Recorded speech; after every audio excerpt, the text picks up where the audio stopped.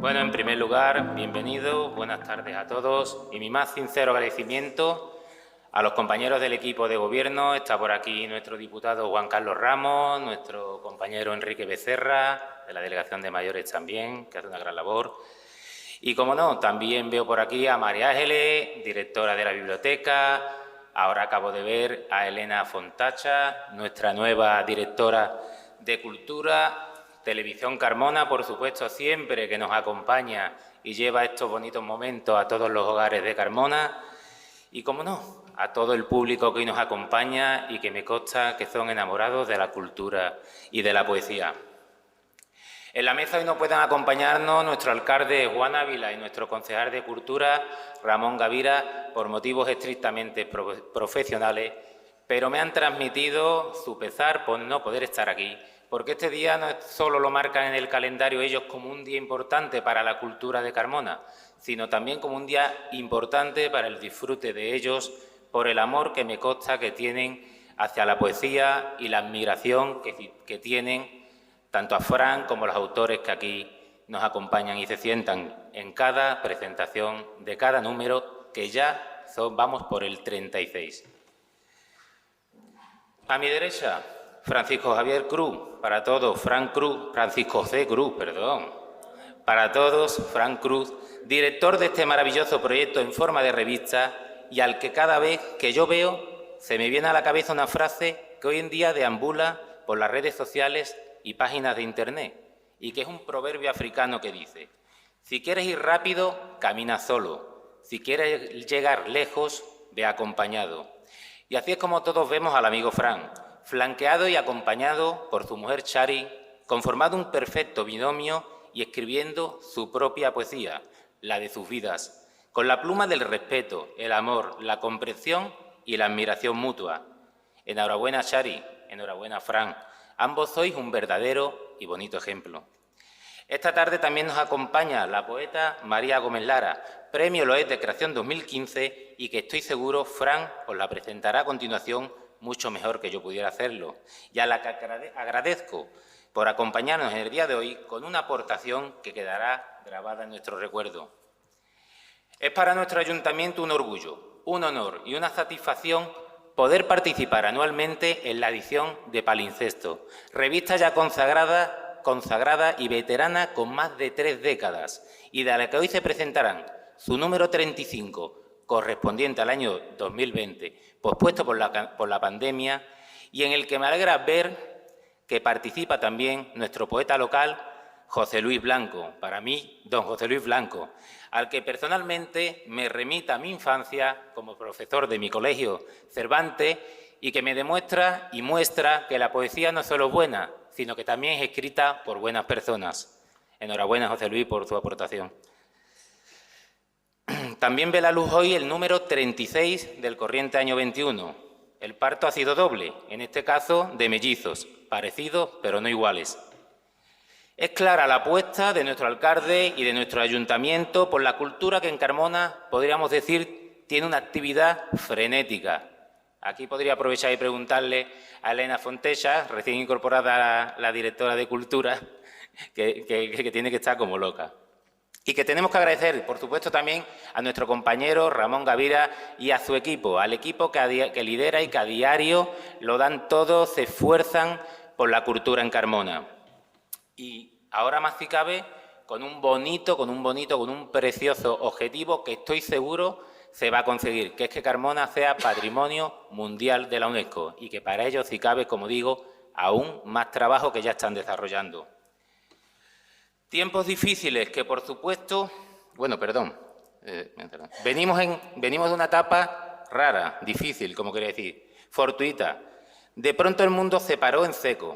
Quedamos encerrados en nuestras casas y llegamos a sentir miedo por nuestra propia supervivencia y la de nuestros seres queridos, mientras asistíamos atónicos a una especie de película de ciencia ficción en la que el mundo, en el que hasta ahora conocíamos, parecía desplomarse por momentos.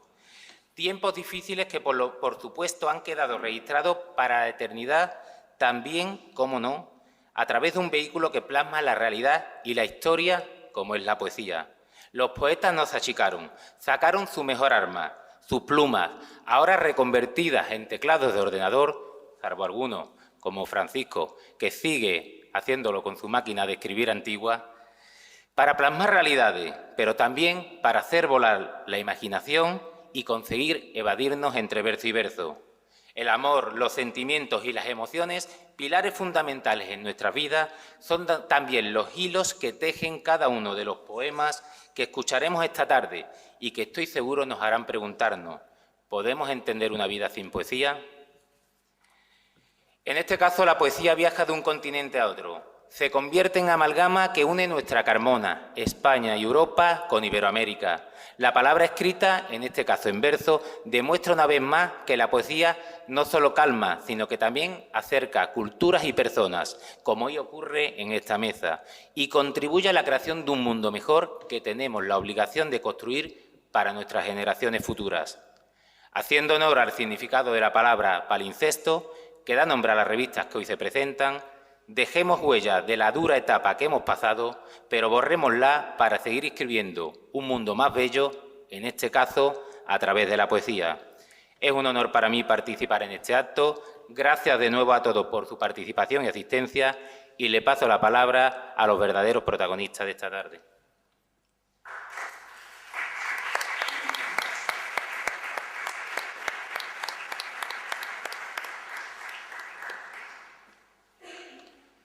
Bueno, muchas gracias, Pepe, por tu estreno con nosotros en la presentación de Palincesto. Muchas gracias a todos ustedes por vuestra asistencia y vuestra compañía. Naturalmente, mi gratitud va también para el Gobierno Municipal de Carmona por su decidido apoyo a la revista, incluso en tiempos tan estremecedores como los que nos están tocando vivir ahora, aunque pensándolo bien, yo pienso que justamente en estos momentos tan complicados es cuando más falta nos hace la cultura y sus manifestaciones artísticas. Agradezco también a María Ángeles Piñero, directora de la biblioteca, y a todo su equipo, como siempre, porque la tenemos al lado todo el año para todo lo que le haga falta a la revista, a nuestra diseñadora Carmen Herrera y, cómo no, a María Gómez Lara, por aceptar nuestra invitación. En honor a la verdad, ella, de la que hay unos magníficos poemas sobre el Quijote en el número 36 de Palincesto, en cuanto llegó a Madrid como profesora visitante de la Universidad Complutense, me expresó su deseo de venir a Carmona en la primera ocasión que se presentara. Y yo pensé que no cabe mejor momento que este para que conociera nuestra ciudad y conocierais ustedes también su poesía. Yo, antes de presentarla, voy a hacer lo propio con los dos números que tenemos pendientes, el del año pasado y el de este, como bien ha dicho Pepe. Cada vez que sufrimos una desgracia personal o colectiva, atendemos como nunca a la voz del arte. En ella encontramos siempre algunos versos, trazos o notas que parecieran premonitorios de nuestras adversidades, cuando en realidad son recuerdos de las calamidades pasadas los que refrendan las nuestras. El poeta, pues, lejos de ser un vidente, según creían los antiguos, guarda en sus ritmos y sus rimas remota memoria de la especie. Escribió Montaigne que es la belleza cosa de gran interés para el trato entre los hombres. Es el primer medio de conciliación de los unos con los otros. Y no hay hombre tan bárbaro ni correoso que no se sienta de algún modo influido por su dulzura. Al margen de tantas crispaciones diarias, la belleza, precisamente, nos reúne hoy aquí para borrar por un rato nuestras diferencias a favor del placer común de la poesía. Tras la forzada pausa provocada por los estragos del coronavirus, presentamos por fin los 2 últimos números de Palincesto hasta la fecha, correspondientes al año en curso y al pasado. El número 35 recoge sendos homenajes al poeta guatemalteco Humberto Acabal y a la española Francisca Aguirre en el primer aniversario de sus muertes, con reveladores textos del escritor austriaco Erich Hatz, traductor suyo, y de la profesora uruguaya Marta Canfield sobre el primero, y jugosas evocaciones críticas del poeta Juan Vicente Piqueras y la dramaturga Margarita Sánchez sobre la segunda. Ambos mundos poéticos, pese a ser tan distintos entre sí, echan sus raíces en la experiencia común de la pobreza, la humillación y el esfuerzo titánico por cultivarse en el amor a los libros, dentro de una visión a la vez compasiva e inconformista de la realidad. Además del puertorriqueño José Luis Vega, la hondureña Cris Vallejo y el carmonense José Luis Blanco Garza,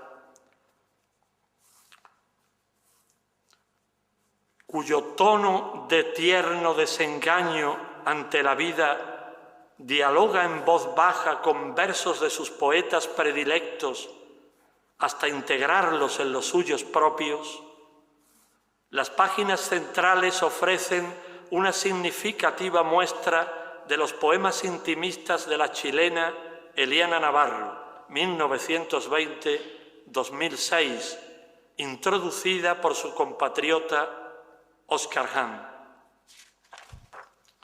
Extraídas del extraordinario archivo de Manuel Herrera Rodas, eminente flamencólogo y padre de nuestra diseñadora, las obras que ilustran este número pertenecen al polifacético Francisco Moreno Galván, mediante las cuales, junto a algunas de sus letras, nos da una nueva visión estética del flamenco.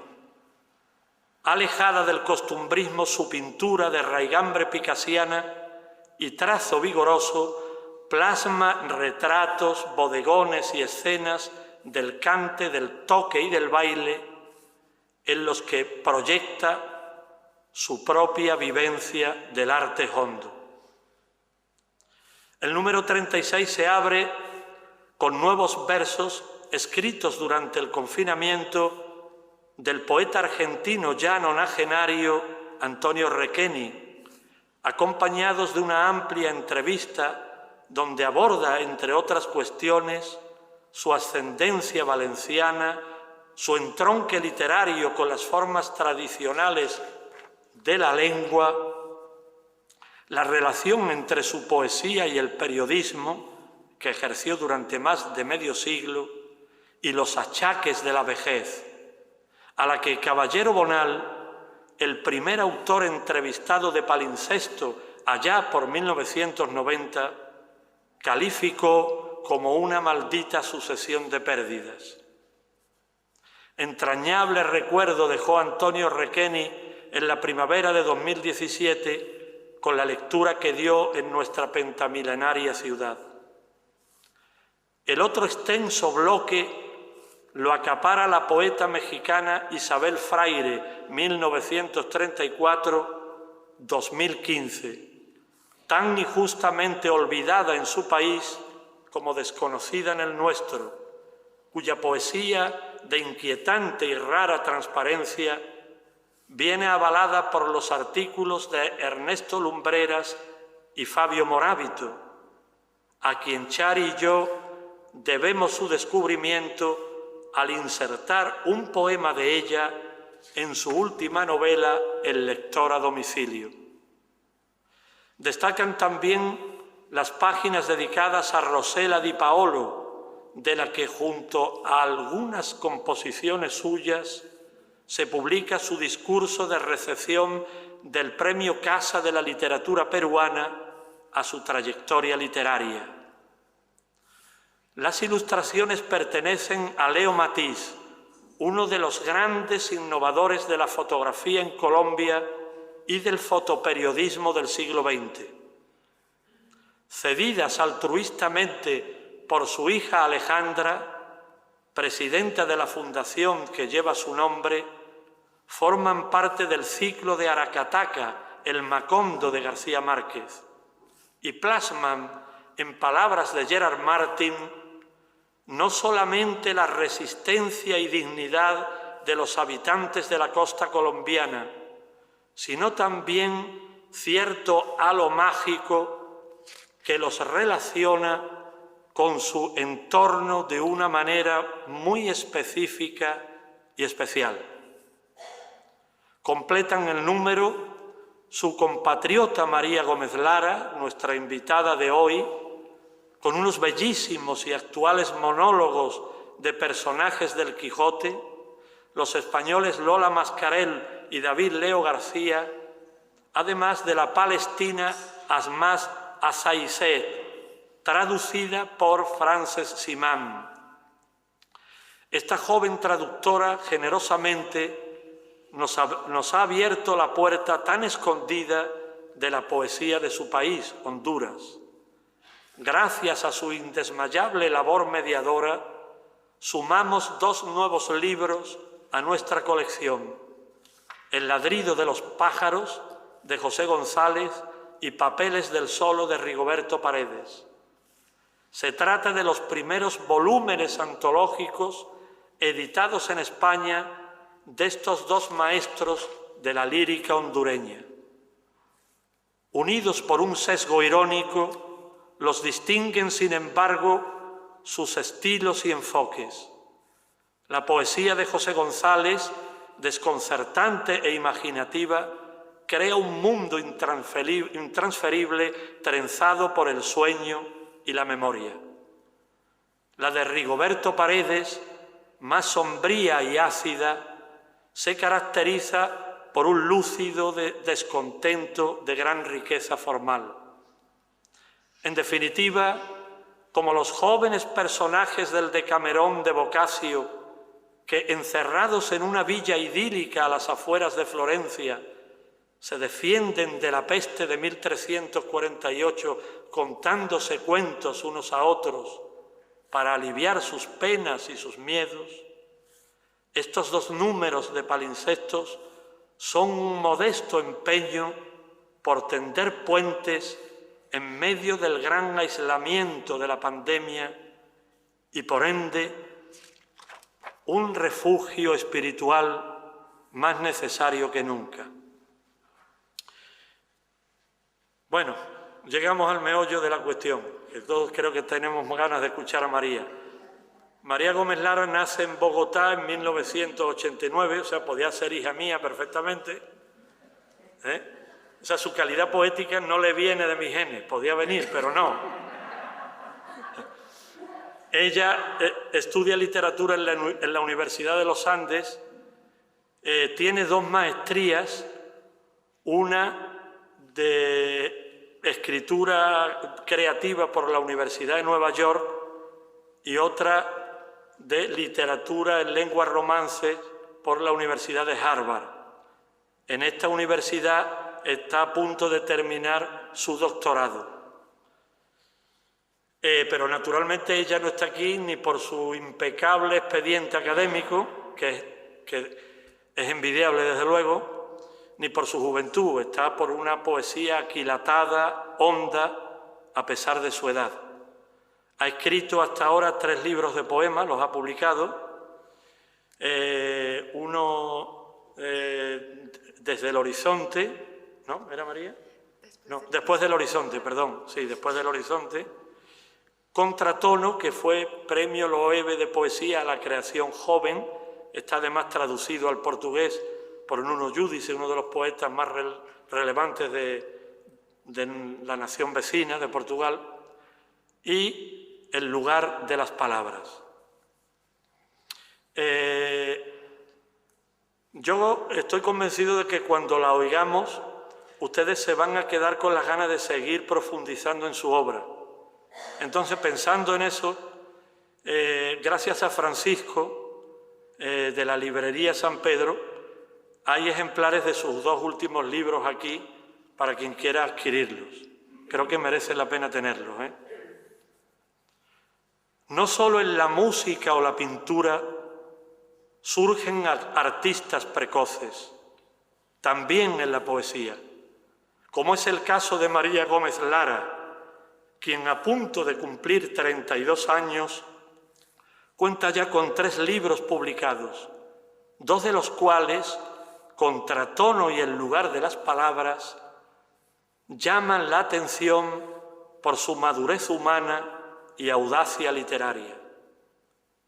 Sus circunstancias personales, sin duda, habrán contribuido a ellas.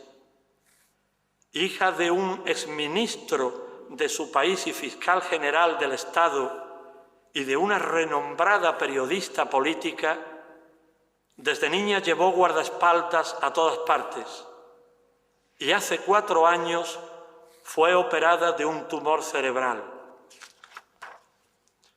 Ambas experiencias le dieron muy pronto sensación de peligro, de inseguridad e incertidumbre que sus versos asumen sin tapujos.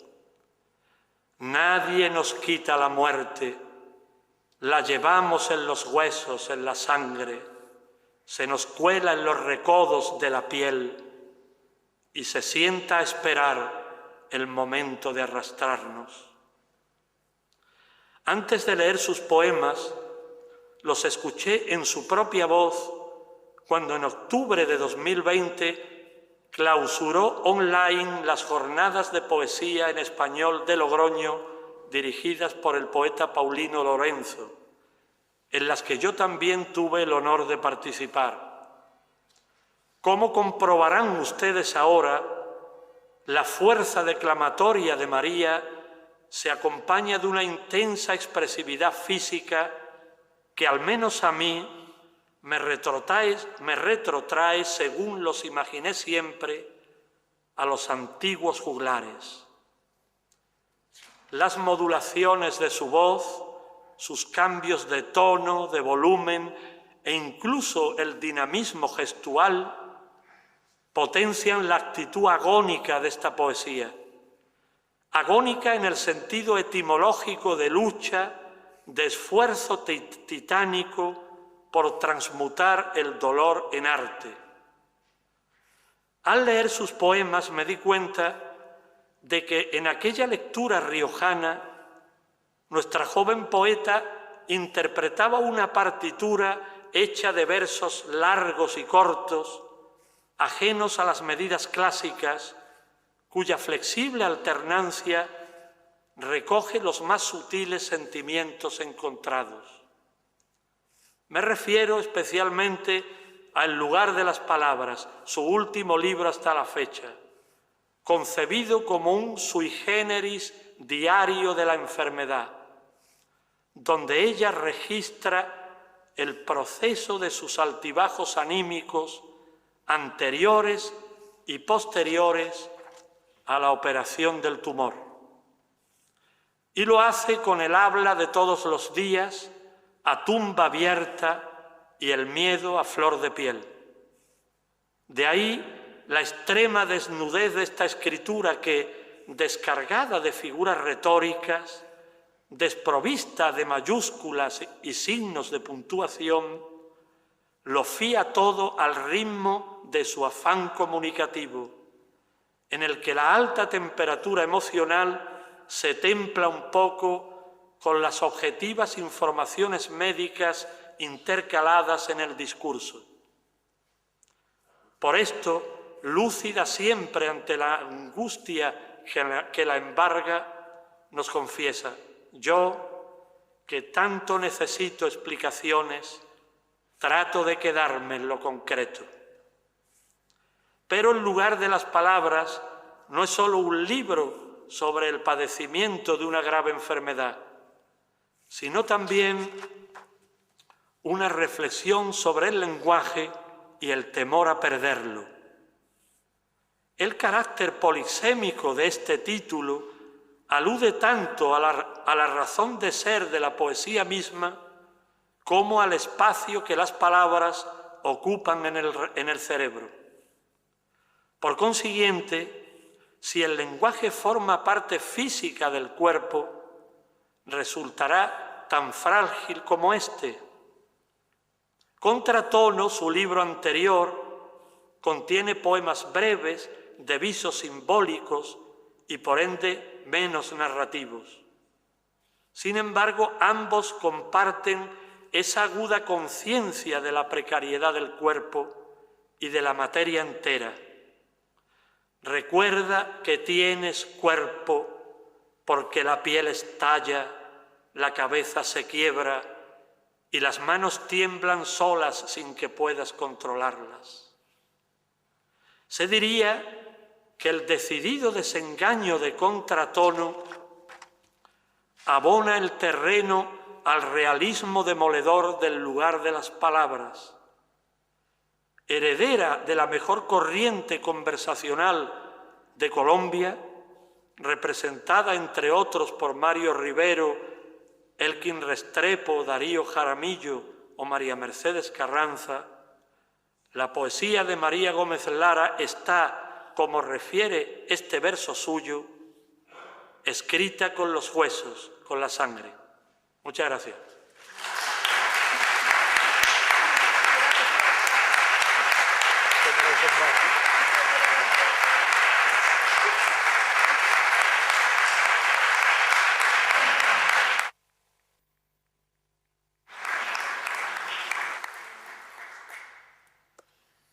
Pues estoy muy emocionada con esta presentación de Fran, realmente me recupero de la emoción. No te vayas a enamorar de mí, que está Chari aquí. No, imagínate. No, realmente para mí es muy, muy emocionante porque yo admiro muchísimo a Fran como poeta y admiro muchísimo la revista Palimpsesto, que ha sido un referente para mí desde hace muchísimo tiempo. He leído a una cantidad de poetas que adoro en Palimpsesto y no me imaginé que yo iba a poder publicar en Palimpsesto ni que iba a hacer una lectura para presentarla. Realmente pues estoy muy, muy, muy contenta con esto. Y bueno, además ahora que conocí Carmona, me encantaría volver. Espero que esta amistad con Fran y Chari apenas comienza porque realmente han sido muy generosos conmigo. Y bueno, voy a comenzar la lectura. Digamos, lo que contaba Fran de mi poesía es cierto que es bastante... yo creía que era más distinta de lo que... O sea, creía que los libros eran más distintos de lo que tal vez son. Pero los poemas que les voy a leer primero sí son muy diferentes porque son los poemas que están en Palimpsesto, que son de un libro inédito que se llama Don Quijote a voces. Y acabo de caer en cuenta de que es la primera vez que yo leo estos poemas en España, unos poemas que escribí sobre Don Quijote y la historia de este libro. Bueno, yo adoro Don Quijote, realmente ha sido muy importante para mí. Y la historia de este libro es que en un seminario de Cervantes empecé a pensar en los personajes y en los episodios del Quijote y en cómo estos personajes ya están en situaciones que son poéticamente muy interesantes y que se les pueden sacar, digamos, unos monólogos. Me interesaban mucho también las mujeres que no tenían gran voz, como Dulcinea, por ejemplo, o Zoraida, que no dice nada, y entonces yo quería ponerlas a decir todo lo que me inventé que estaban diciendo, lo que yo quería que dijeran. Yo quería que mandaran al Quijote, bueno, en fin. Pero el asunto es que esos libros vienen de ahí, esos poemas vienen de ahí, y el primero que les voy a leer es de una que no necesita presentación, que es Marcela, y Marcela sí tiene una cantidad de discurso en el texto y es interesantísimo y es muy transgresora, ¿no? Entonces, claro, otra vez en España nadie necesita que les presente a Marcela, pero a mí me encanta esta figura de una mujer que tiene este discurso sobre la libertad, ¿no? Que Grisóstomo se enamora de ella, se suicida y le echan la culpa y le dicen que es una... Bueno, la insultan porque ella lo mató. y Marcela entra diciendo, pues yo no lo maté, yo soy libre de amar o no amar a quien quiera o a quien pueda, ¿no? Y bueno, voy a comenzar la lectura con el poema de Marcela. La idea que tenía, si les parece, es leer primero algunos de los poemas que están en palimpsesto, porque estamos haciendo la presentación del número y no quiero que eso se olvide, ¿no? Como que esto se trata sobre todo de palimpsesto, y después ya leemos poemas de los libros que Fran mencionaba. Bueno, pues este es el de Marcela. Se llama Marcela Desamorada. A mí no me digan desdeñosa, no me digan cruel, no me digan ingrata, ni basilisco, ni fiera. Yo nací libre y libre soy, pues no he prometido nada a los pastores que me siguen, ninguna falsa, nunca les di esperanzas, les dije la verdad. El amor no se fuerza, el deseo es peregrino y solo llega cuando llega, si es que un día aparece y coincidimos. Nada me amarra a corresponder porque dicen que me aman, que se lleven sus cadenas. Yo tengo mi voz, yo tengo mi palabra, yo puedo pasear tranquila por los bosques solitarios, conversar con los zagales, con las cabras, no estaré enferma de ausencia ni de celos, ni perderé el ritmo exacto de mis pasos cuando no me persiguen ni me cantan, cuando camino en paz por la colina. Si se quieren matar, que se maten. Si se quieren morir de amor, que se mueran. Yo no hice nada, yo no escogí esta hermosura que me pesa así ahora, por tanto que me buscan, tanto que me asustan, me agobian, me asedian, no puedo respirar y ellos no saben quién soy yo. Marcela. Marcela, libre de este cuerpo que tanto se disputan. Marcela, libre de este cuerpo que los hace creerse dueños de mi forma de andar sin seguirles el rastro. Yo habría sido Marcela sin esta cara tan fermosa que persiguen. Yo habría sido Marcela sin rizos para comparar con el sol o con el oro, sin dientes de perlas, sin ojos como estrellas apagadas. Yo habría encendido mi fuego por las palabras que traigo para salvarme, para decir libre soy y libre seré siempre. Yo no maté a Grisóstomo, él se mató solito, y que vaya a cantar si quiere, a repetir sus versos de acento espantable, decía en su poema, a repetir sus versos tristes que no saben de mí ni resuenan conmigo, ni fui yo la causante de esa herida. Yo soy Marcela por la voz, y las heridas las abren ellos al solo querer apropiarse de esta piel que me cubre sin detenerse un momento a mirar mis cicatrices.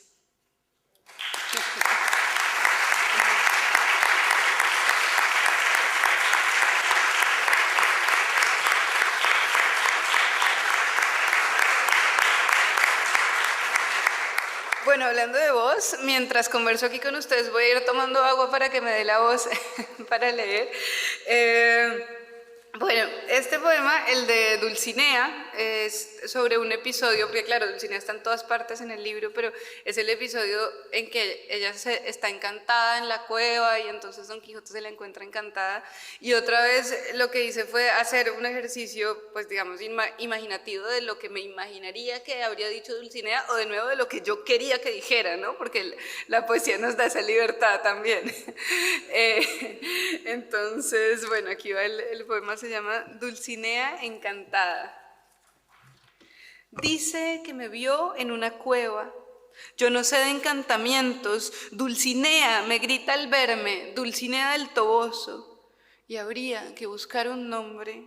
Aldonza Lorenzo me pusieron, Aldonza, Aldonza me llamaban mis padres como un eco de ellos, Lorenzo Corchuelo y Aldonza Nogales, porque se aferraban a sus nombres de árboles y desde niña me inventaron un nombre para que fuera su extensión y no mi matiz exacto de follaje, mi grosor de las ramas, mi textura en la corteza, y yo quiero galopar, seguir andando, subir rápido al burro y avanzar hacia adelante. Él, en cambio, me dice la fermosa, la soberana, la excelentísima señora de mis pensamientos. No se ha fijado en mi cara, no me ha oído. Y jura que unos gigantes van a venir a buscarme para contarme no sé qué, de unas batallas, de unos vencidos, de unas armaduras. Dice que me vio en una cueva con una multitud de encantados errantes, que vivíamos todos en vigilia, que no era el sueño ni era duermevela, sino estar con los ojos siempre abiertos y la mirada en otra parte. La mirada perdida, atascada en un lugar en donde al fin olvidáramos los nombres repetidos. Ni Aldonza Lorenzo, ni Dulcinea del Toboso, ni la señora de Nadia, ni la labradora simple. Un lugar en donde yo fuera yo, sin la fantasía prestada, sin salir de un libro ajeno. Todo el mundo me nombra y no aparezco. ¿Cuándo se vio nunca escrita una protagonista tan volátil, tan enclenque, de relato así de impuesto, ni de la vida prosaica? Esta vez, escribir mi historia, reconciliar mis realidades, construirlas más allá, al otro lado de las sílabas de mi nombre, ni el que escogieron mis padres, ni el que inventó él, sino yo, abrir los ojos, al fin abrirlos y no volver a cerrarlos, abrir la boca para gritar, déjeme en paz, Señor, para gritar soy yo, o para convertirme en esa mujer que él inventaba, esa que amaba tanto y defendía con su vida, con su honra, con la fuerza de su brazo, esa por la que se estrellaba y se golpeaba y se daba trancazos contra el mundo.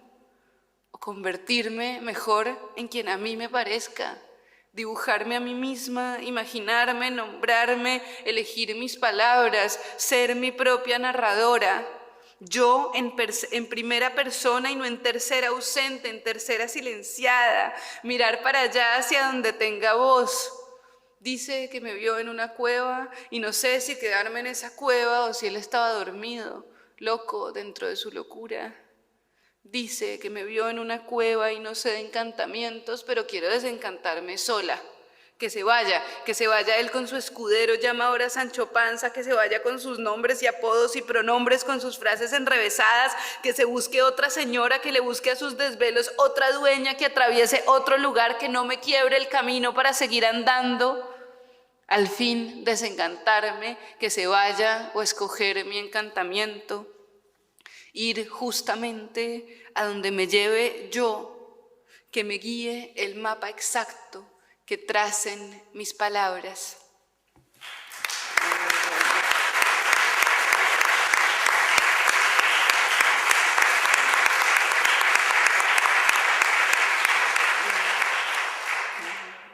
Dulcinea versión libre.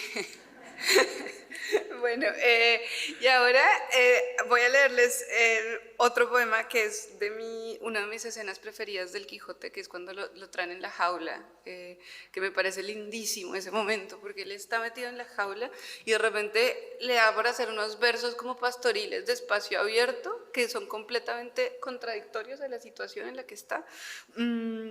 Todo esto para contarles que este libro es mi carta de amor a Don Quijote. Yo lo adoro, realmente es un libro que ha sido muy, muy importante para mí y mi manera un poco de, no sé, de responder con poesía o lo que sea, cuánto Don Quijote me ha acompañado fue escribir este libro. Y entonces les voy a leer el de la jaula. Se llama Don Quijote enjaulado. Nunca supe de otro caballero, nunca leí de ninguno que llevaran así en una jaula minúscula. Estoy acurrucado y me duelen los músculos, y aquí en el encierro comienza la nostalgia de lo que pude, de lo que fui, de haber sido derrotado y qué hago ahora. Aquí, desde la jaula, inventar un idilio que esté hecho de palabras, construido por ejemplo con versos de pastores, un locus amenus por encima de los barrotes, un espacio abierto donde pueda imaginar una batalla que se repita una y otra vez, hasta que algo cambia, un giro de fortuna, y logro vencer al caballero de los espejos, y puedo quedarme en esta casa, es decir, la fantasía que inventé para salvarme. Puedo volver y al fin desencantar a Dulcinea, la señora de mis pensamientos, la más hermosa doncella, para cantarle los versos que voy tejiendo ahora desde el encierro, desde los huesos quebrados, desde los codos y las rodillas que me tallan por tanto doblarse, tanto replegarse, tanto contenerse hacia adentro porque no hay salida. Y no hablo del encierro de la jaula, hablo de la jaula de la vida, hablo de la melancolía que empieza a invadirme de pronto como el hormigueo en los dedos por no poder moverme. Hablo de la melancolía que me susurra al oído, tú eres Alonso Quijano. Tú eres el hidalgo triste que añora sus libros para vivir en ellos, pero no tienes lanzas ni escudos ni fue armado caballero, y sus castillos son ventas y sus yelmos son vacías. Hablo de la melancolía, más allá de esta jaula que prefiero 1000 veces a la jaula que me espera, a la jaula que es mi casa, y mi sobrina diciendo, señor tío, y el cura y el barbero pidiéndome que sea justo y sabio, tan acertado el quijano, tan correcto. Yo quería enloquecer para ser libre, quería arremeter contra la cordura, como contra esos molinos de viento que yo vi gigantes porque eran gigantes. Así como esta jaula puede ser también mi tabla de rescate, mi último asidero ante el naufragio. Estoy encerrado como ningún caballero andante jamás fue arrastrado por perder una batalla. Estoy enjaulado como rareza de circo que llevan de vuelta a algún lugar de la Mancha de cuyo nombre ahora sí que no quiero acordarme, por favor que se me olvide. Algún lugar de la Mancha en donde voy a perder lo poco que me queda de ser libre a fuerza de palabras. Por eso es que ahora canto y canto y canto al campo abierto. Por eso ahora quiero quedarme y detener el tiempo en esta jaula y sentir el dolor en los huesos que me recuerda que estoy vivo, que estoy quebrado porque soy yo, Don Quijote de la Mancha, quebrado pero libre. Aquí enjaulado veo el cielo altísimo, el aire fresco de la montaña, la melodía de los pájaros más allá de los barrotes. Oigo los versos que me cantan y los canto enamorado. Toco cada palabra una por una. Quiero sentirles la textura, el tono, el engranaje, las rimas consonantes, los símiles, las metáforas. En el sonido de cada sílaba me va la vida, lo presiento. Quiero quedarme para siempre a salvo, enjaulado y a salvo. Aquí estoy yo, Don Quijote de la Mancha, aferrándome a mi voz.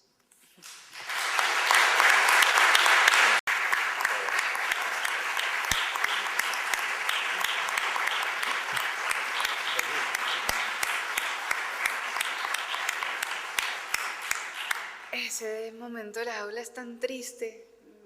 Tan lindo, me gusta muchísimo.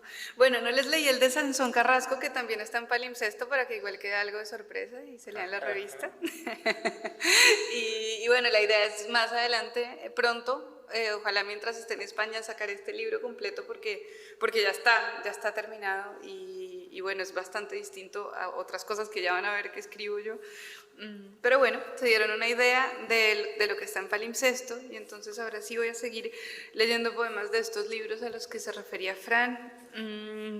Entonces voy a comenzar con Contratono, que fue este libro que salió en 2015, y el primer poema que voy a leer es un poema que tiendo a leer como redundante para abrir las lecturas, pero como presentación, y justo veníamos conversando en el camino con Fran de cómo este poema, yo no lo había pensado, se le ocurrió a Fran, pero puede ser como una carta de presentación mía, como llegar a decir quién soy yo.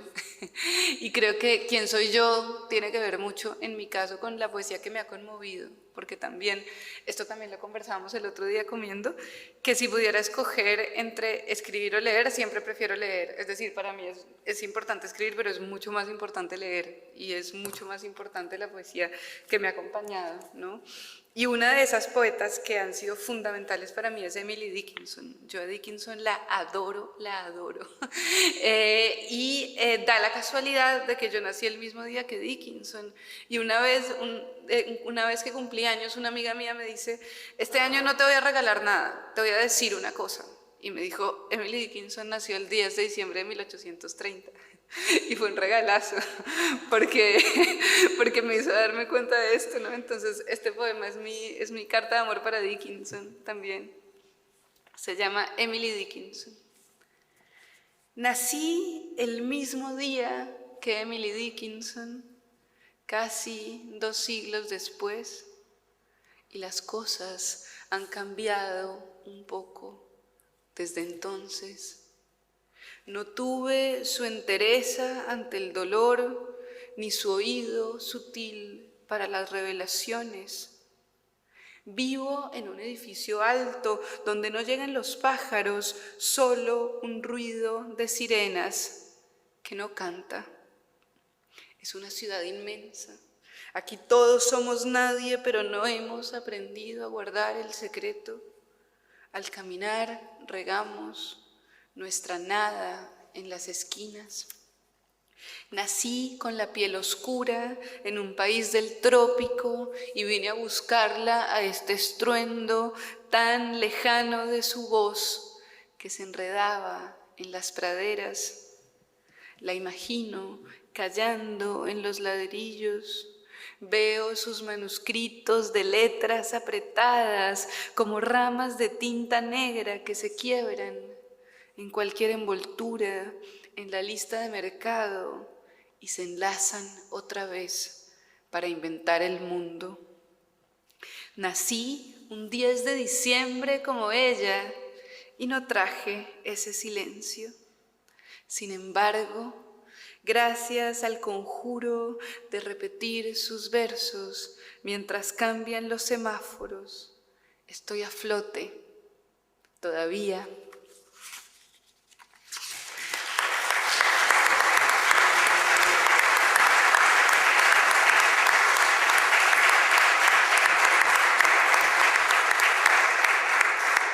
Bueno, mi poema para Dickinson, qué increíble que es. Y para que no perdamos la noción de que esta es la presentación de Palimpsesto, yo estoy leyendo, pero yo estoy aquí para presentar Palimpsesto.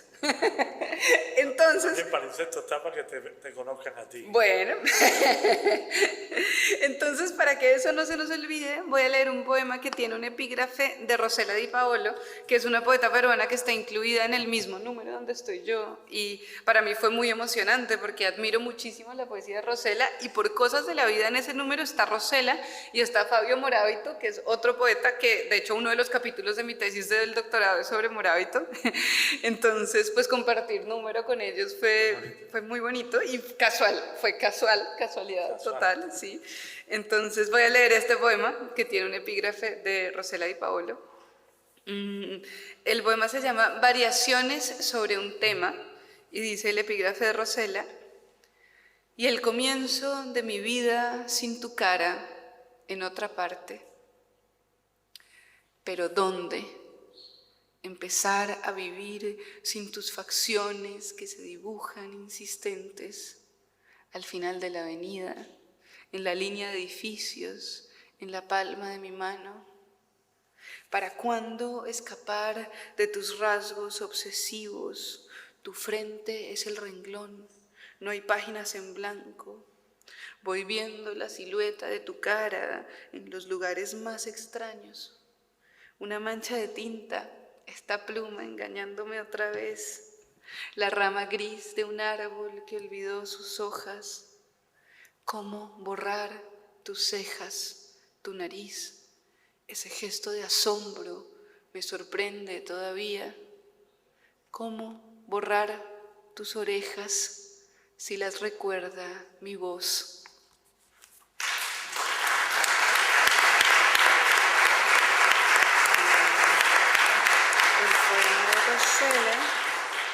Y ahora, para seguir cumpliendo lo que prometimos, les voy a leer el poema que circuló en la invitación, que se llama Preocupaciones, que también está en este libro. La historia de este poema es que cuando yo estaba haciendo, hace muchos años, la solicitud del doctorado, porque llevo muchos años en el doctorado, una de las cosas que le preguntan a uno es qué quiere investigar, como que le interesa. Y yo estaba tratando de escribir ese ensayo y no me salía el ensayo, pero me salió este poema, que es como sobre algo que me interesa mucho más trascendentalmente que para hacer una tesis, ¿no? Aunque igual la tesis hay que acabarla, la tengo que acabar, pero bueno, el poema este salió de ahí. Sí. Se llama... No te hubieran aprobado la tesis si hubieras presentado el poema. No. El poema siempre será mejor que la tesis. Sí, pero al mismo tiempo la tesis servirá para que me den un cartón y todos los poemas, los ensayos fallidos fueron poemas. Como hay veces que trato de hacer un ensayo y no me sale, entonces me pongo a escribir poesía. Y bueno, este poema se llama Preocupaciones, para responder a la pregunta académica que no fue académica. Me preocupa siempre la materia, la poesía que se arma a pedacitos, golpeando piedras, aferrándose a la tierra, escrita con los huesos, con la sangre. Me preocupan los codos, las rodillas, los lugares donde vamos a quebrarnos, donde estamos frágiles y enteros. Me preocupa el dolor y los talones, caminar en puntillas, no hacer ruido y cubrirnos la cabeza o desandar. Me preocupan los dedos, sobre todo cuando van a dormirse por el frío.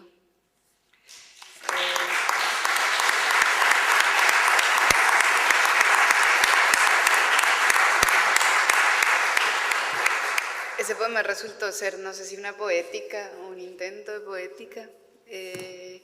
Y bueno, ahora sí voy a pasar al lugar de las palabras, que es como el libro más reciente que publiqué, salió en 2020 en Pretextos. Y este libro, como les contaba Fran, tiene la particularidad de que el título es literal. Tal vez, ahora que lo dice Fran, me puse a pensar que puede ser polisémico, como tú decías, ¿no? Sí. Como que siempre me gustó más el lado literal del título. Sí. Pero... Yo estoy desengañado. Me has desengañado para bien, ¿no? Como son muchos desengaños. Claro, porque digamos que principalmente el título es literal, porque yo creería que cualquier libro de poemas podría ser sobre el lugar de las palabras, en el sentido que la poesía está fundamentalmente hecha de palabras, de su materialidad, ¿no? De cómo suenan, de cómo se acomodan unas palabras junto a las otras. Pero en este caso me refiero literalmente al espacio físico del cerebro donde está el lenguaje. Como les contaba Frank, hace unos años yo tuve un tumor en el cerebro en un lugar relativamente cercano al lenguaje, no tan cercano porque les estoy contando el cuento y ya pasó, entonces no tiene que ser un drama. Y digamos que les cuento esto también porque me parece que lo más importante de esto no es la experiencia misma de la enfermedad, sino su transformación en poesía, ¿no? Eso que decía Fran de transformar el dolor en arte, que hay un poema que había pensado no leer, pero tal vez lo lea, vamos a ver, que tiene que ver con eso, pero digamos que sí, que lo importante para mí ahí son las palabras que quedaron y esa conciencia del lenguaje como cuerpo, ¿no? Que hemos heredado esta división entre mente y cuerpo, y entonces el cuerpo es una cosa frágil y hecha de materia, y la mente es como lo que somos, y resulta que lo que somos está en un lugar que es el cerebro, que está hecho de una materia, y esa materia se puede enfermar, se puede dañar, se puede romper, ¿no? Y digamos que pensar en la fragilidad del lenguaje en ese sentido, no solamente en el sentido que también, ¿no? De que las palabras nunca son suficientes para nombrar el mundo, pero también en el sentido de que son frágiles porque se rompen, porque están hechas de materia. Este poema es el poema que le da el título al libro, y el poema viene de un examen muy sofisticado que me hicieron, que determina el lugar exacto del cerebro donde está el lenguaje, porque resulta, como van a ver, que yo aprendí muchas cosas muy interesantes sobre el cerebro, que sería mejor no haber aprendido en esta circunstancia, pero las aprendí. Y una de estas es que no todos tenemos el lenguaje en el mismo sitio, sino que cada uno desarrolla, de acuerdo al uso, distintas áreas del cerebro para el lenguaje. Y lo que me dijo el médico que me mandó este examen cuando vio el resultado fue: yo nunca había visto un cerebro con tanto lenguaje. Y eso en este momento es muy divertido. O sea, en ese momento fue muy angustioso porque había mucho que perder, ¿no? Pero entonces este poema está dedicado para ese médico. Se llama El lugar de las palabras, para el doctor Javier Romero, que me encontró el lugar de las palabras. Nunca había pensado que las palabras ocupan un espacio en el cerebro, un rincón preciso, justo, irreemplazable. Hay un lugar en donde están almacenadas. Tampoco había entendido que todos los cerebros son distintos, que cada uno guarda el lenguaje donde puede. Tú, por ejemplo, dice el médico, lo debes tener en todas partes.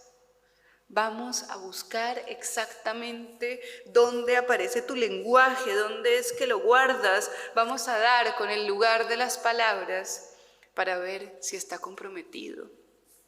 El examen es una resonancia, ya me han hecho tantas, reconozco la cápsula cerrada y aún me aturden los ruidos, pero esta vez vas a pensar palabras, piénsalas, no las digas en voz alta.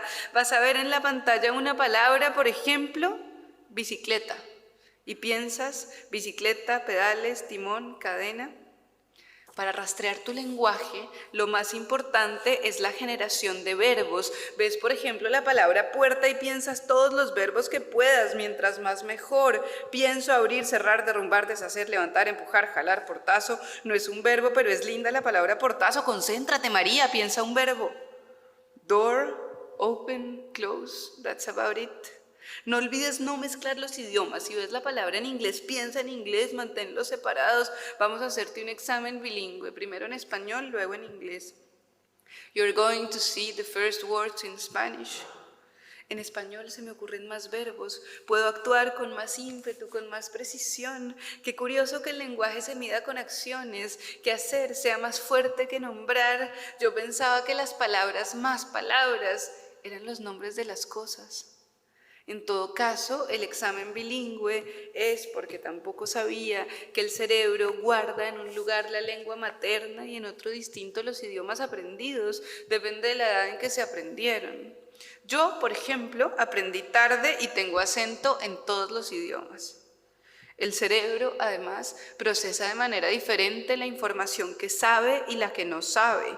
Yo, por ejemplo, no sé cuántos jugadores tiene un equipo de basquetbol, no sé en español, no sé en inglés, si quieren que responda, que piense algo, que piense ahora la respuesta, pienso entonces cualquier número.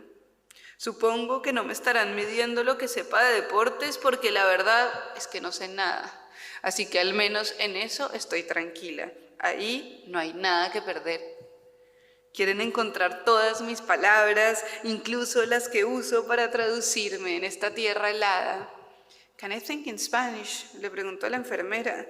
Me dice que sí, afortunadamente. Primero, porque en inglés no conozco el vocabulario específico de las bicicletas, ni sé nombrar las partes de una puerta. Y sobre todo, porque si hay que escoger, me quedo con mis palabras en español. De eso no cabe duda. Prefiero salvarlas 1000 veces. Por alguna razón, siempre pensé que las palabras solo sufrían de amenazas metafóricas, a diferencia del cuerpo o incluso el corazón, porque ambos empezaban a romperse con el mundo y los oía quebrarse. Sentía los huesos rotos, sentía la vida hecha polvo, se anunciaba el dolor desde antes cuando oía el golpe, el estruendo, el portazo, la caída, por ejemplo.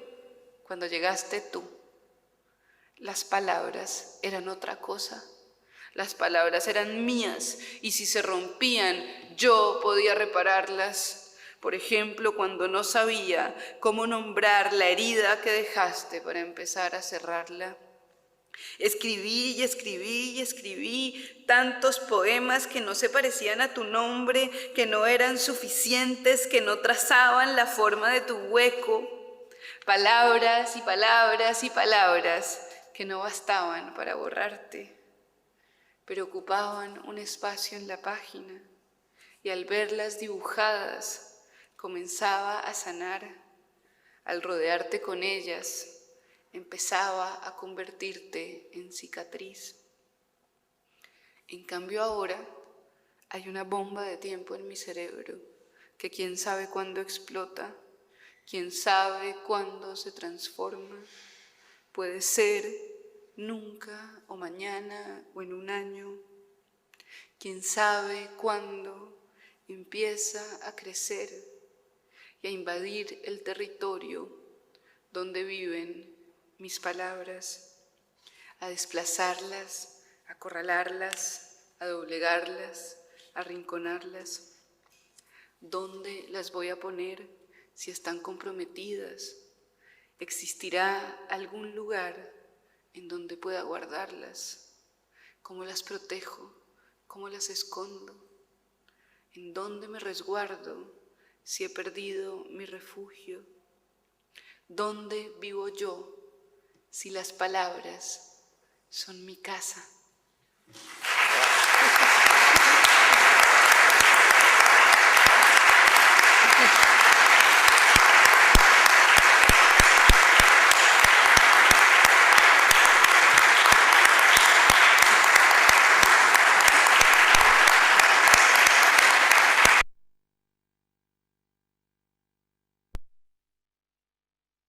Bueno, ahora les voy a leer el poema que es el resultado del examen. El examen salió muy bien.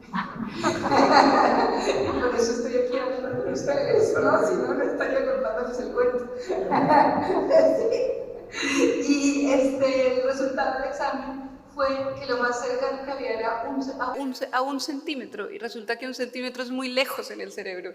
Cuando a mí me dijeron un centímetro, me pareció terrible, ¿no? Estás a un centímetro de perder el lenguaje. Pero resultó que es muchísimo y que estaba suficientemente holgado para que yo les cuente el cuento. Y este poema está dedicado a una de mis mejores amigas que me acompañó mucho en ese momento y además me dio la idea del poema. Yo la llamé a contarle el resultado y me dice, tienes que escribir un poema sobre eso. El poema se llama A un centímetro. Para María Gatti, cuya cercanía cambia todo y tantas veces me ha salvado por tanto. Dicen que tengo las palabras a un centímetro. No hay nada del lenguaje en el tumor, no está comprometido. El lugar más cercano en donde vimos algo es a un centímetro. Un centímetro es mucho en el cerebro, dice el médico. Imagínate 1 kilómetro, imagínate una distancia larga, con la precisión de los aparatos es lejísimos. Me imagino 1 centímetro. Me imagino una regla de esas que usaba para dibujar cuando era niña. Me imagino la distancia que hay del 1 al 2, 10 milímetros, más o menos la longitud de las huellas digitales en mi índice derecho. Me imagino que las palabras son mis huellas digitales y lo que sea que esté a 1 centímetro es también mi voz. ¿Qué parte de mi voz, qué tono perdería? Porque yo toco este mundo con palabras, porque en las palabras estoy yo, ¿o no? ¿No soy yo? Es algo a 1 centímetro que puede inflamarse. Como vamos a cortar ese pedazo, el cerebro va a quedar inflamado y puede que se inflame también esa área a 1 centímetro. Puede que pierdas las palabras por un tiempo, pero las recuperas apenas pase la inflamación. Te vamos a tratar con antiinflamatorios. Me van a rescatar del silencio con antiinflamatorios. No tendría que haber daños permanentes. La operación no debería dejar secuelas. Voy a volver a ser yo. Voy a poder despertarme. Tal vez yo con una palabra más, por no decir una palabra menos. Sin duda una nueva cicatriz. O yo más frágil o más fuerte de lo frágil, de saber que me salvé por 1 centímetro.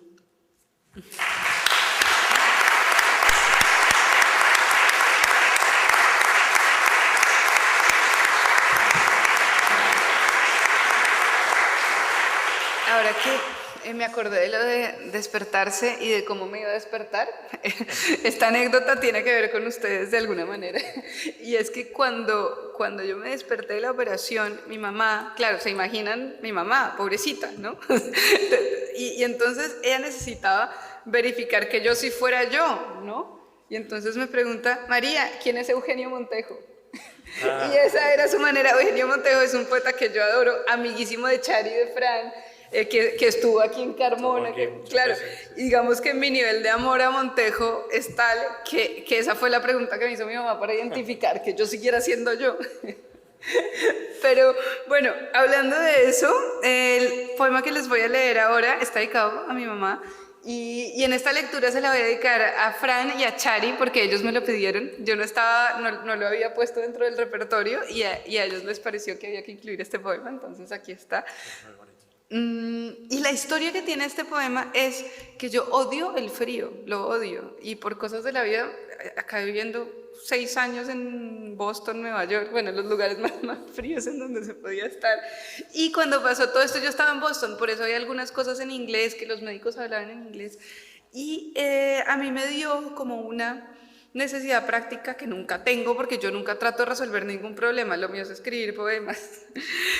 Pero cuando me dieron este diagnóstico empecé a buscar un abrigo y digamos que claro, el frío era otro, ¿no? Ese no era el problema. Y a mí a veces me da un frío que es, con frecuencia me da un frío que es como emocional, que no tiene que ver con la temperatura, sino que me da un frío como el dolor, el miedo, el estrés. Ahora, de hecho, le pedí a mi mamá que me mandara este abrigo, que no lo había traído a Madrid porque pensé que no me iba a hacer falta, y resulta que estoy tan angustiada con la tesis que tengo mucho frío y necesito el abrigo.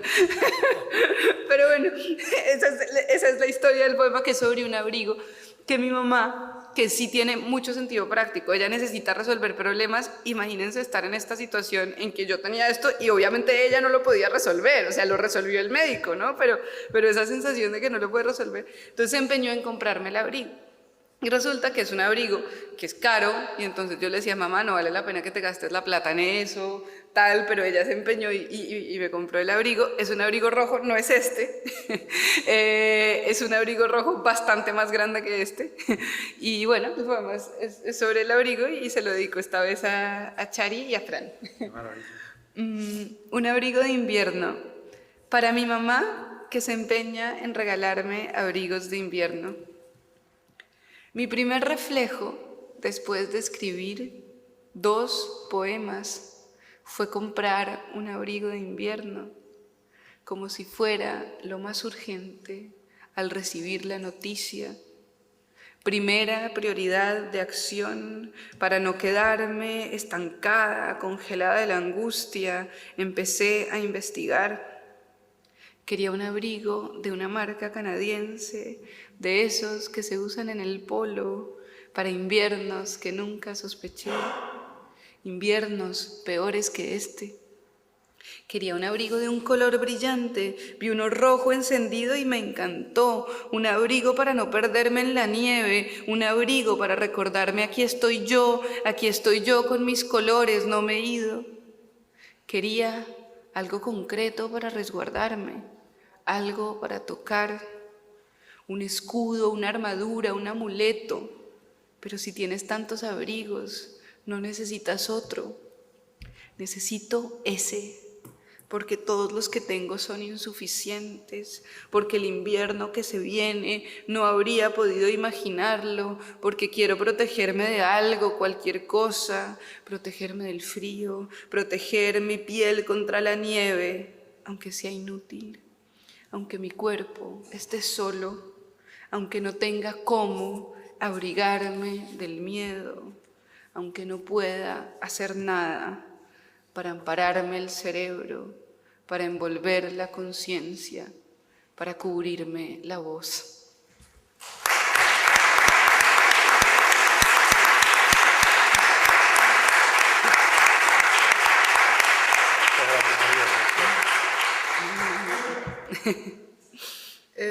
Bueno, ahí era el poema del abrigo. Hay algunos otros poemas que tienen que ver con el abrigo, pero este era como el más... Bueno, y fue el segundo que escribí, es el segundo del libro y es el segundo que escribí. Uno de los últimos hace un guiño a este, que es va antes que el otro. Exacto, hay uno de los últimos que se llama Escóndete en tu abrigo, que también tiene que ver con eso. Y bueno, esto habría tenido mucha más contundencia si tuviera puesto el abrigo, pero me estaría muriendo del calor aquí adentro y tengo puesto un abrigo rojo, entonces en algo más o menos compensa.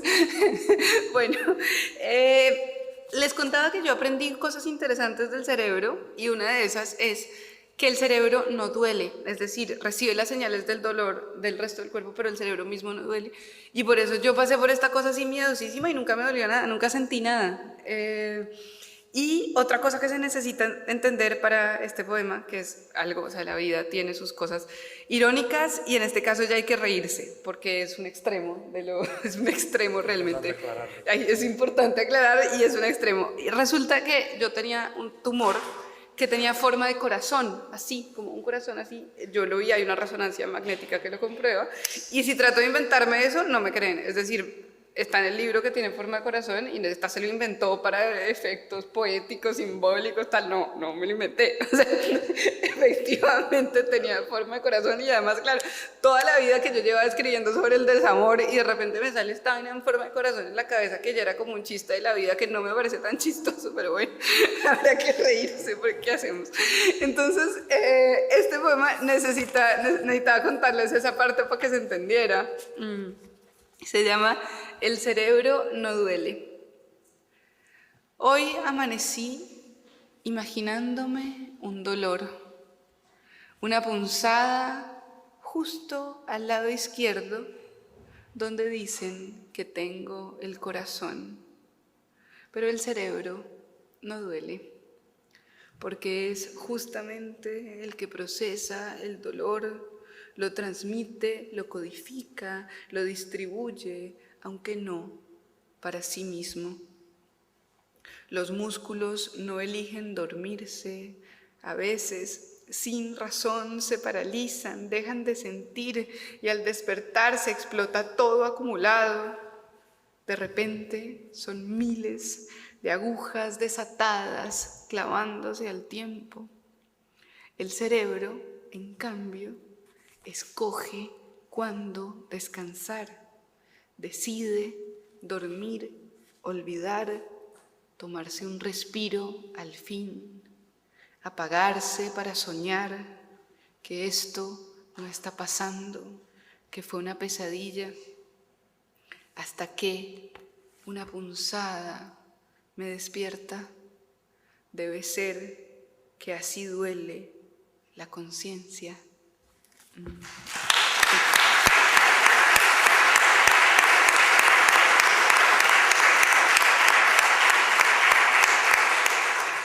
Bueno, y hablando de dolor de conciencia, el cerebro no duele, pero yo tengo una cicatriz muy grande que sí, y que les contaba que me dolió para cuando terminé el libro, solamente en ese momento. Es decir, yo estaba revisando el libro y lo estaba revisando 50.000 veces para mandárselo al editor, y en un momento sentí un dolor en esta cicatriz que yo sentí que era el cuerpo que me decía como, ya, suéltalo. Es el único momento en que se ha comunicado y yo seguí, entendí el mensaje y mandé el libro al editor. Pero bueno, este poema, claro, todo el libro es sobre el cuerpo, pero este específicamente es más sobre el cuerpo y es una cosa que va más allá de la enfermedad, y es que, ojalá esto cambie, pero a las mujeres desde que somos muy chiquitas nos enseñan a estar de pelea con nuestro cuerpo. Siempre nos dicen que no es suficiente, que hay algo mal, que muy gorda, muy flaca, muy bajita. O sea, nunca a las mujeres nos dejan en paz con el tema del cuerpo, ¿no? Siempre es una cosa, es terrible. El caso es que, ojalá cambie, bueno, todo esto, pero el caso es que cuando yo pasé por esta cosa del cerebro, pues sí me cambió radicalmente la relación con el cuerpo y me pareció que todo era perfecto y que no quería que me quitaran ni un pedacito, me quitaron un pedacito de corazón, pero digamos que sí cambió muchísimo, y este poema es sobre eso y se llama Para un cuerpo que está solo. Porque mi cuerpo está solo, tendré que rodearlo, abrazarme las rodillas, recogerme el pelo, preparar mi cabeza para que la abran, porque con mi cerebro estoy sola. Estoy sola con mis manos, estoy sola con mi miedo, estoy sola con mi espalda. Estoy sola con estas punzadas de dolor que ya no sé si invento, ya no sé si me duele la conciencia, pero las siento tan agudas como agujas atravesándome 1000 veces. ¿Me irán a abrir con una aguja? Tantas veces era yo contra mi cuerpo. Yo luchando porque me dijeron que no era suficiente, entonces creí que era mi cuerpo el que impedía que me amaran. Quería ocupar menos espacio, quería ser menos rara, quería una cara de esas en las que cualquiera se siente en casa. Ahora mi cuerpo es mi casa. Y tengo miedo de cuando me corten para poder abrirme el cráneo, este pelo crespo del que tanto renegué porque me dijeron que tenía mucho volumen como yo y había que aplacarlo para que me amaran. Tengo miedo de que me duela esta piel oscura por la que de niña me excluyeron. Tengo miedo de no volver a abrir los ojos con los que tanto me miraba al espejo buscándote defectos. Tienes la nariz muy ancha, las cejas muy gruesas, tienes amplias las caderas, no te cabe la ropa. Ahora nada en mí es demasiado. Ahora quiero ocupar todo ese espacio en el que antes intentaba encontrar.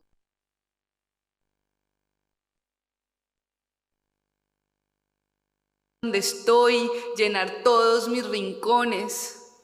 Ahora quiero estar aquí, sin cambiarme nada, porque estoy sola conmigo, y eso es suficiente.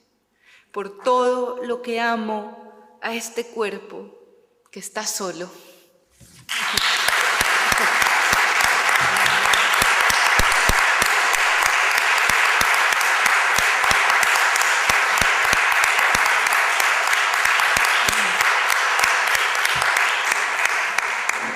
Bueno, y ya nos vamos acercando al final para no alargarnos demasiado.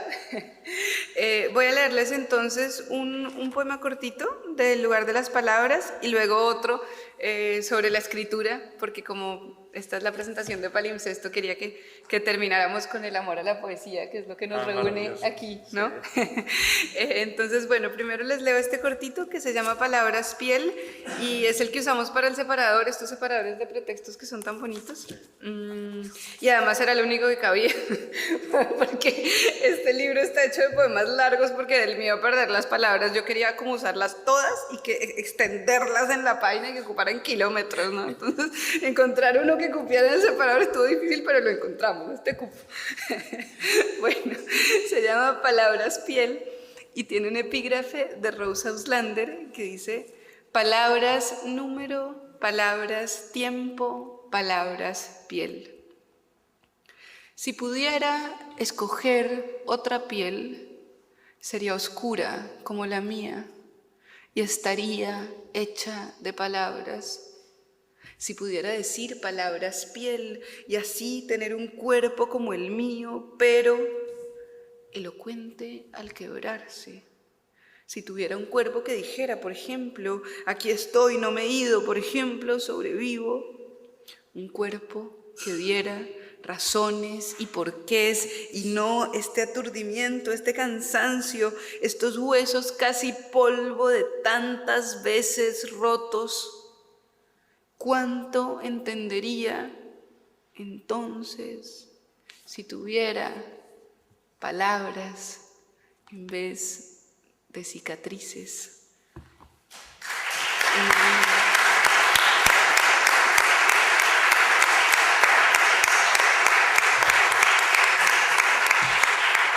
Bueno, y ahora sí ya el último, porque ya suficiente tampoco.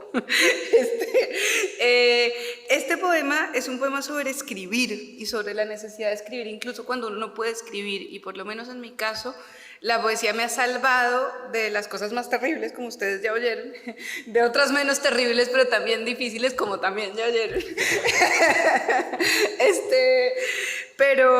Y creo que ha sido más la poesía que he leído que la que he escrito, ¿no? Pero la que he escrito también me ha acompañado, y este poema sobre eso, sobre escribir, salió publicado curiosamente en una revista de Sevilla que se llama Estación Poesía, y bueno, es de otro libro que estoy haciendo sobre la poesía y que es como un homenaje a poetas que me han marcado mucho. Este es sobre escribir, se llama Sacúdete y escribe.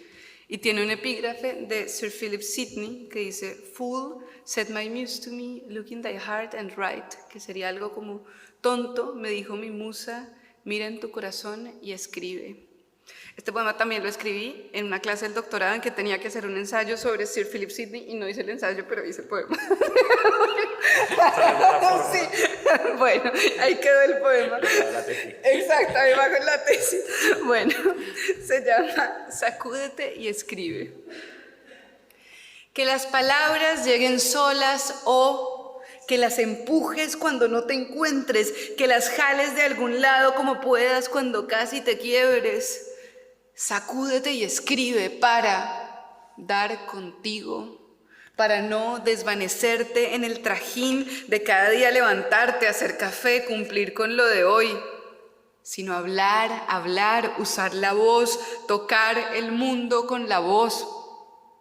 Hablar para nadie, hablar sola, hablar sobre todo cuando te falte el habla, cuando te fallen las palabras de repente, cuando se te rompan más que siempre y quieras seguir viviendo como si no fueras tú, sino, y quieras seguir viviendo sin preguntarte tanto. Sacúdete, sacúdete y escribe para no perderte ahora, porque vas olvidando de pronto entre el ruido que es silencio, dónde estaba tu ruido, cómo retumbaba esa pura duda que te forma el registro exacto de tu voz quebrada, tus huellas digitales.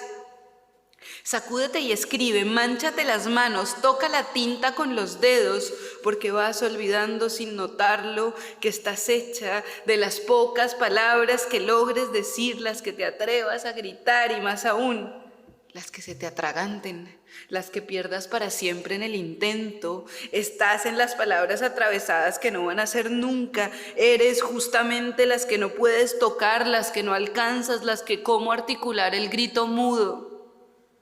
Por eso, sacúdete y escribe. No te ahogues debajo de tanto silencio ajeno. Respira el silencio que acarrean tus palabras, las tuyas, las débiles, las torpes, las caídas. Nómbrate con las letras que no traigan su reverso. Nómbrate con la forma de las letras que te faltan, esas que existen solo al no estar en tus palabras, en la silueta de su hueco. Esa ausencia tan tuya que solo puedes conjurarla así, con tinta derramada, con tinta que no va a ninguna parte, con tinta que se agota.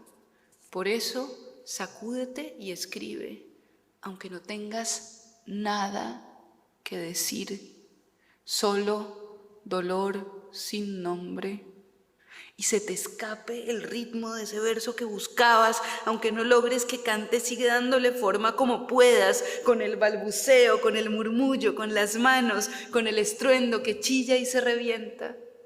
Moldéalo con el aire encerrado que no sale al buscar la palabra justa, la que no llega nunca y quedas muda en el intento. Moldéalo con el grito, sacúdete y escribe para volver a ser, para otra vez callar a tu manera. Muchas gracias.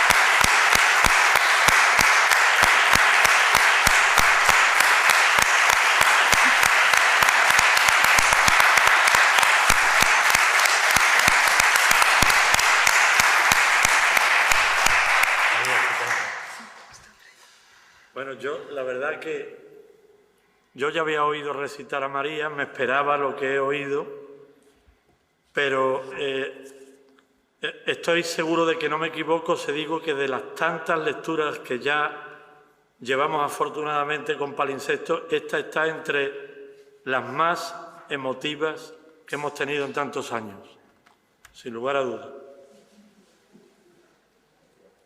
Así que yo, no sé, si queremos, abrimos un breve turno de preguntas por si alguien quiere hacer alguna observación a María. Y alguna pregunta.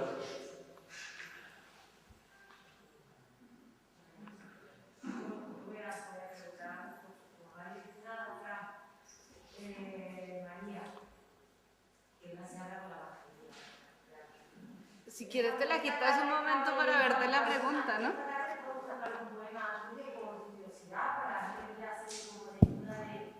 De tu poema, ¿no? Y saber un poco por dónde iba el tema.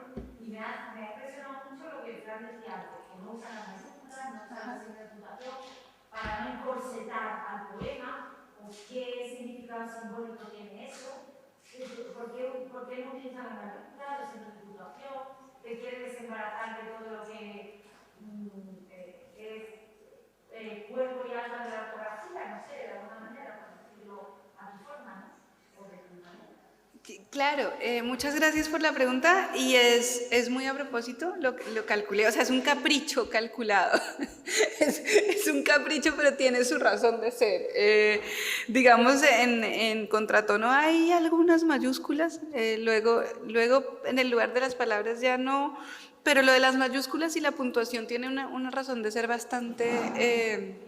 pues digamos, de la musicalidad que yo estaba buscando con los poemas, ¿no? Entonces creo que por un lado, lo de las mayúsculas tiene que ver con que a mí me gusta el tono menor, me gusta hablar pasito, o sea, yo siento que la poesía que yo estaba escribiendo no era una cosa que se gritara, ¿no? Y tampoco me gusta... no me gusta la poesía, no, eso está mal dicho. No siento que yo pueda escribir una poesía que sabe lo que está diciendo, así como esta cosa de la certeza, de el mundo es así, y entonces esto es el mundo, y aquí... No, lo mío no es eso, para mí es bastante más... es como un susurro la poesía, y creo que las minúsculas le dan ese tono menor que yo quería, esa cosa de la poesía como algo muy material y muy como una voz cercana, que era como... Luego también con el lugar de las palabras me di cuenta de que yo en realidad soy muchas voces, ¿no? Que no es que yo tenga una voz, sino que tengo muchas voces y esas voces estaban hablando y no quería perder ninguna. Pero digamos que eso, y lo de la puntuación tiene que ver con algo parecido, y es, digamos, si lo de las mayúsculas es con el tono, lo de la puntuación tiene que ver con la música, con la música y con la dimensión visual de la poesía. Y es que yo creo que, claro, la poesía es fundamentalmente música, imagen, y me parece que el no usar puntuación me obligaba a aprovechar los recursos visuales de la poesía. Es decir, el hecho de que, claro, si quiero marcar una pausa, entonces en vez de poner un punto, dejo un espacio, muevo el verso, y entonces eso me obligaba a, digamos, hacer algo propiamente poético. Claro, por supuesto los poemas con puntuación siguen siendo muy poéticos, pero lo decía, para mí me daba como esa guía de aprovechar el espacio, porque creo que en la poesía podemos aprovechar el espacio, casi que no solo la imagen poética, sino también el poema como un cuadro o como una imagen que pintamos. Igual uso paréntesis, preguntas y 2 puntos, porque me parece que las comas y los puntos marcan pausas, y las pausas se pueden hacer con espacio, pero los otros signos de puntuación sí me parece que los necesito para marcar ciertas cosas. Y ya, esa es mi racionalización del capricho, porque en realidad es un capricho, pero creo que es por eso, o sea, creo que ese es el sentido que tiene para mí. Es tu manera de marcar la partitura, ¿no? Claro, también esa es otra cosa, que cuando yo escribo, leo en voz alta los poemas mientras los voy escribiendo, porque me parece que la dimensión musical es importantísima, de cómo suena el verso, y entonces esto no suena bien, y bajo un verso, y lo subo, y paso horas subiendo y bajando versos, y creo que esa es la manera de ir encontrando... También conversábamos esto con Fran el otro día, que el verso libre tiene una particularidad, y es que necesitas crear una música para cada poema, y esa música solo te sirve para ese poema y para el próximo ya no. Eso no quiere decir que el verso libre no tenga musicalidad, sino que es una musicalidad muy específica de ese poema. Entonces creo que el hecho de hacer ese trabajo con los espacios y sin la puntuación y todo eso me permitía jalarle la música al poema y ver cuál es la música del verso libre que yo necesitaba para ese poema, creo. Isabel Pulido, que es la que te ha preguntado, es profesora de literatura. Ah, Isabel, mucho gusto. Y yo diciéndote que por capricho. No, yo creo que ella te va a suspender la tesis. Yo también soy profesora y nunca les digo a mis estudiantes que nada sea por capricho. No me lean. Pero bueno, luego lo expliqué de una manera menos caprichosa.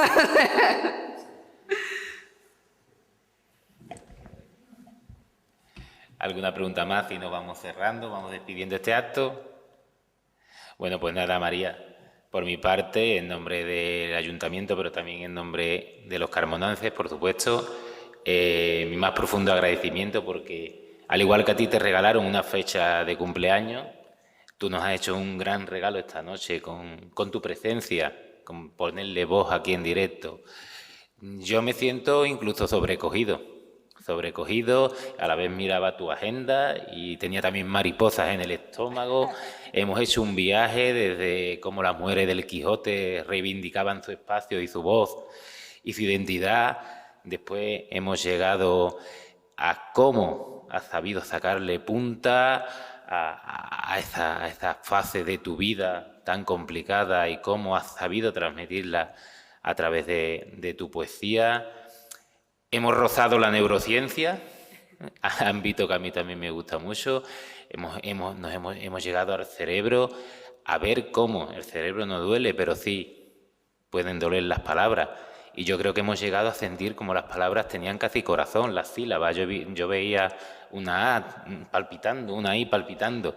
Si a eso le agregas la pasión que le pone cuando recita tu expresión y cómo lo has hecho todo, bueno, ha sido una maravilla. Yo me voy regalado, me voy con un auténtico regalo. Mi agradecimiento a Chari, a Fran, por haberte dado esta oportunidad, pero a la vez por habernos dado a todos la oportunidad de poder disfrutar de este día que al principio, sin haber pasado por este ratito, decía que quedaría grabado para el recuerdo, pero ahora lo confirmo y lo ratifico. Muchas gracias, María, y muchas gracias a todos.